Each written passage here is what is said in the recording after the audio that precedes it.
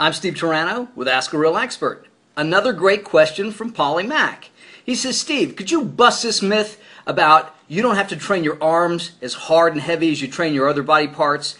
And if you think about the muscle, it'll grow more. And that when you lift the weight, you should flex at the end because that really puts a peak on it. Oh man, this is all garbage. Remember the guy, Joe Weider, the guy who did Muscle Builder and Flex Magazine and all that stuff?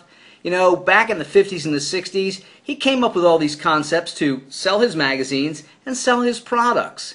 So a lot of this stuff gets perpetuated year after year after year. The Weider principle on this, the Weider principle on that. Hey, he was a smart guy, but a lot of this stuff creates all this garbage myth. When you're lifting a weight, whether you're driving it off your chest or you're curling it, you are flexing your muscles already. Those muscles are being flexed intensely. When you're done with the rep, you don't need to contract your chest or squeeze your biceps anymore. It's not going to do it. You already worked the muscle lifting the weight.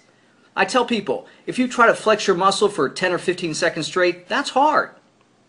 But it's just not hard enough to create the necessary trauma to cause muscle growth.